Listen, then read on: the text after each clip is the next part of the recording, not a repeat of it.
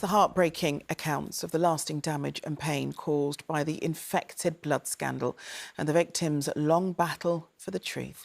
More than 30,000 people were infected with HIV and hepatitis C after being given contaminated blood products in the 1970s and 80s. Around 1,200 have died, including 380 children. The public inquiry into the scandal will publish its long-awaited findings into what happened on Monday. But as victims and their families wait for the report to be published, we heard about the impact it's had from 3 of the survivors. Susan, Kevin and Alan spoke to us at a place they hold very dear, the Birchgrove Memorial Garden, where trees were planted more than 30 years ago to honour many of those affected. They told Sangeeta Lal about the pain that won't heal and their long search for justice. This is the one place that recognises what happened to these friends and what they and so many others have lost. There are 1,200 trees in this memorial, each representing a person given blood infected with HIV, now though most represent someone who's died. I mean, I come here, I see my friend Gareth, Hayden, I see Caddy, I see Paul. I've lost them. I've lost them over the years and I miss them so much now. I mean, we loved each other, you know, because we were blood brothers. In 1985, Alan Burgess, a haemophiliac, was sent a letter that changed his life, informing him he tested positive for AIDS after a routine blood screening. I was told by the haematologist, you must keep it quiet. The stigma was such in those days. Nobody really understood what AIDS was. All they knew that once you got it, you died. So people were frightened. I mean, it's not just changed my life, it changed my wife's life, changed my girl's life, because they got bullied at school, because they were school age then. People knew I was a haemophiliac, they started putting 2 and 2 together. It's a ripple effect, it just doesn't affect me. I may be infected, but I see affected. What does it do to your own identity and how you feel about yourself? You lose your identity because you become good at lying, right? Which you don't want to do. We all had that isolation. That's what destroyed our lives. Living for decades, thinking you're on your own.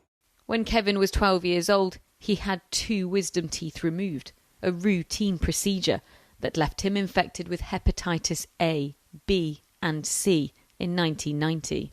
It should never have happened. That's a death sentence for anyone. Yes, I'm alive now, but I know my life will be shortened by this. Every victim needs to be recognised. Everyone needs to be recognised. This should never have happened. This is not their fault. This is not, I picked up a flu.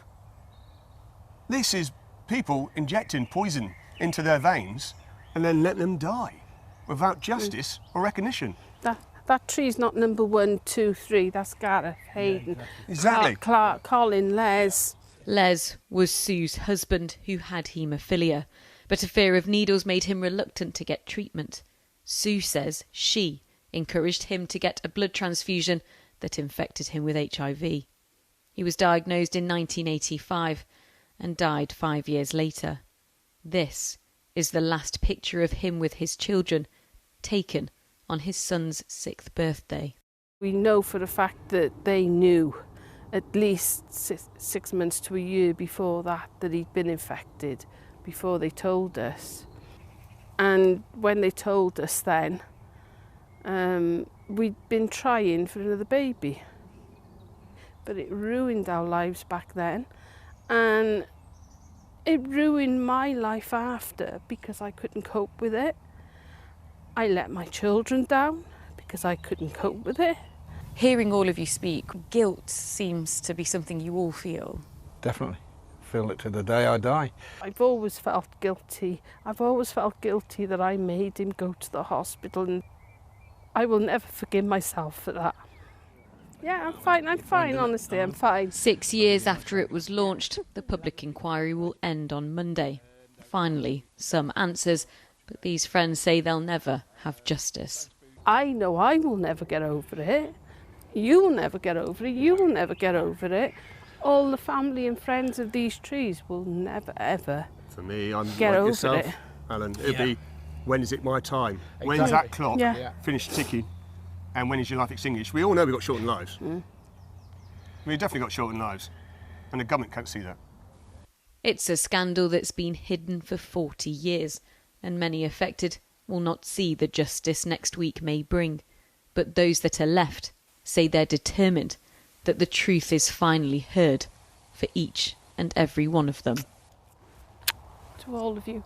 Sangeeta Lal, ITV News.